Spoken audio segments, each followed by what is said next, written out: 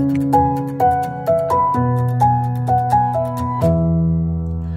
learners, welcome to Reading with Mrs. Evans. Our episode for today is called Uno's Garden by Rwme.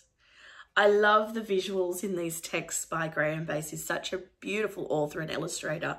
And this one in particular is a special one because I've always loved mathematics, and my class will know that. We do enjoy our maths investigations, and this book just screams mathematics, which is always fantastic. And there's always numbers and everything. So listen along, and I hope you enjoy the story. Let's get started.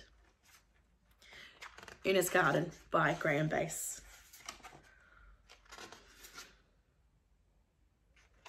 In fact, it starts with a little poem. The animals go one by one, 100 plants, then there were none. And all the while the buildings double. This numbers game adds up to trouble.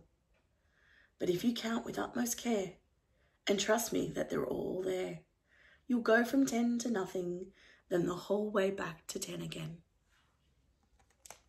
Beautiful. Uno arrived in the forest on a beautiful day at the very beginning of spring. There to welcome him were 10 magnificent moopaloops and one completely ordinary snortlepig. Uno loved the forest so much he decided to live there. And he counts 10 moopaloops. 10 groups of 10 is 100 plants, 0 buildings, and 1 snortlepig. See the beautiful work. And if you can get a copy of this text, you can actually look for each of the creatures that he counts. Uno climbed above the treetops. The forest seemed to go on forever. Swinging through the branches were 9 leaping lumpy bums and the completely ordinary snortlepig.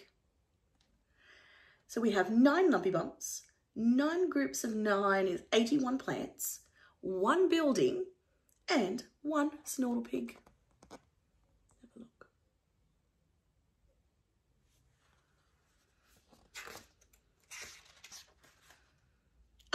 Others followed Uno.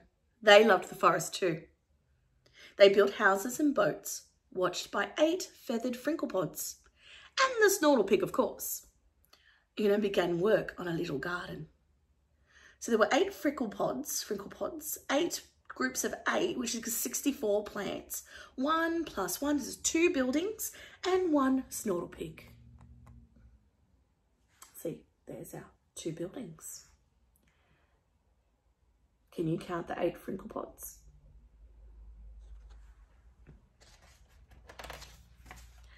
The fishermen's children played games amongst the trees.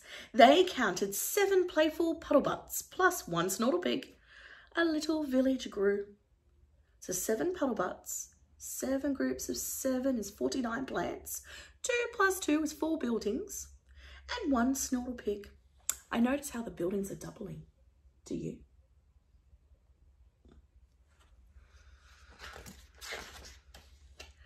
Some hunters went into the forest looking for sneaky snaggle bites. There were 6, but phew, the hunters didn't catch them, or the snortlepig. So there are 6 snaggle bites, 6 groups of 6, which is 36 plants, 4 plus 4, which is 8 buildings. Again, the buildings are doubling, and 1 snortlepig.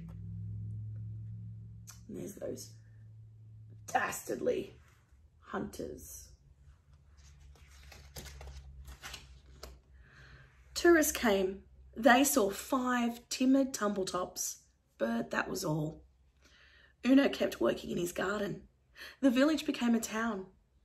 So there are 5 tumbletops, 5 groups of 5, so 25 plants, 8 plus 8, so 16 buildings. Again, we're doubling. And 1 snortlepig. There we go. Can you see the snortlepig? He's in there somewhere.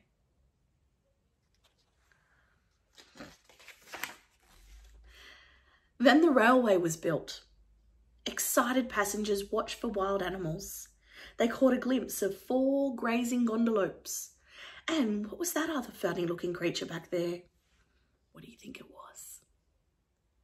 So there are 4 gondolopes, 4 groups of 4, so 16 plants, 16 plus another 16, so 32 buildings. Again, our buildings are doubling. And 1 snortle pig. There we go. The town had become a city. A team of scientists arrived to study the animals. 3 flipper flaps was all they found. So 3 flipper flaps, 3 groups of 3s and 9 plants. 32 plus 32, so 64 buildings. And 1 snortle pig. There we go. It's our flipper flaps. It's sad though. I notice now that the plants are no longer growing. There's less plants, but lots more buildings. I wonder if there's a message there. The city grew bigger and bigger, and the forest grew smaller and smaller. Some workers came across 2 pointy pricklebacks. They'd never seen anything like them. So there are 2 pricklebacks, 2 groups of 2, so 4 plants. 64 plus 64, 128 buildings. And how many snortle pigs? 1 snortle pig. Here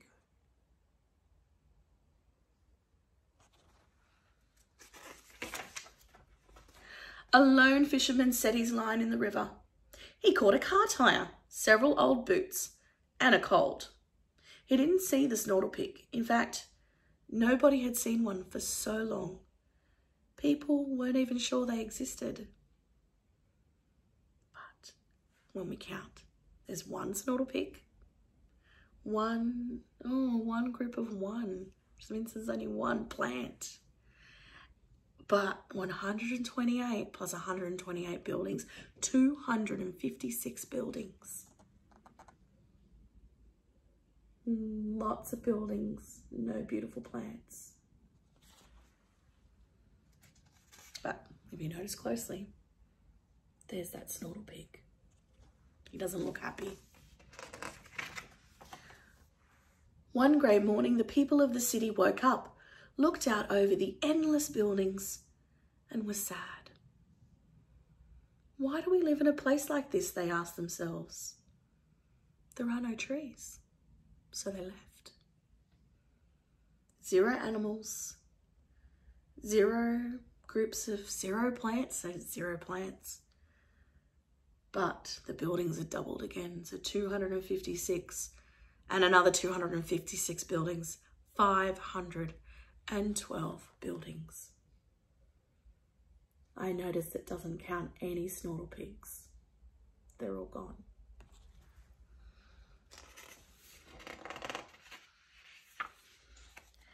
The city was dark and abandoned.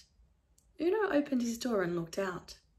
Sitting there in the garden, amongst the plants that Uno had saved, was a snortle pig, completely ordinary in every way, except that it was there.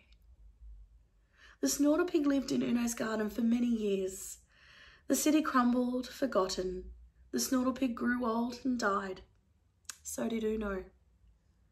But the garden lived on. So 1 snortle pig, 1 leafy tree, and 1 old shack.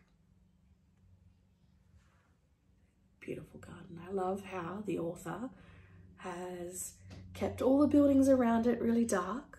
So the visuals are quite powerful. It's dark and gloomy, it's sad, but the light, almost like a light of hope, sits around that garden in front of the shack.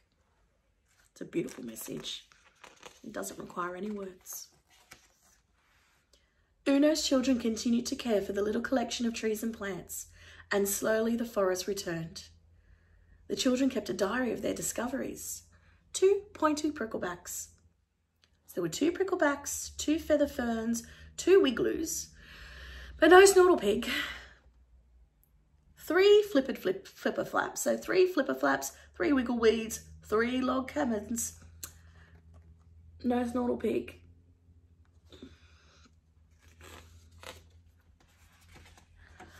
Four grazing gondolopes. So 4 gondolopes, 4 bobble grasses, 4 mountain lookouts, no snortle pig, 5 timid tumbletops, 5 schmushel-mushes, 5 gothic mansions, no snortle pig.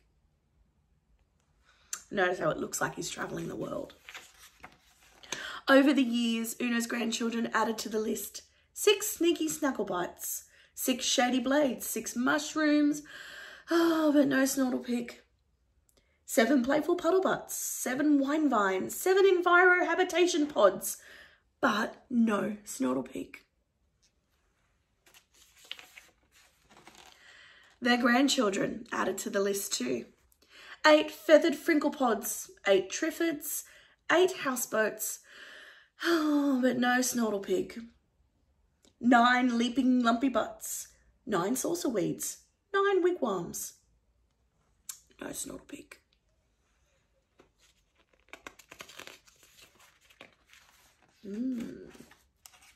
This is where it gets really interesting with this text. 10 magnificent moopaloops, and on a very beautiful day at the very beginning of spring. Have a look at this. The forest and the city found themselves in perfect balance. And look at that. Isn't that beautiful? And it counts 10 groups of 10, so 100 animals, 10 groups of 10, 100 plants, and 10 groups of 10, 100 homes. So when it talks about balance, we notice the plants, the animals, and the homes were all equal numbers. And then it says, did you see any snortle pigs? 10 moopaloops, 10 sunny cups, 10 castles, but no snortle pig. Stories were told of the days when an extraordinary creature had lived in Uno's garden. The children listened with wide eyes, and they never stopped believing that one day they would see a real live snortle pig for themselves. And that's the end of the story. I hope you enjoyed it. It was a very powerful message in that story. Lots to really unpack. I hope we get to do that when we're back in the classroom. Bye. Stay tuned for more episodes.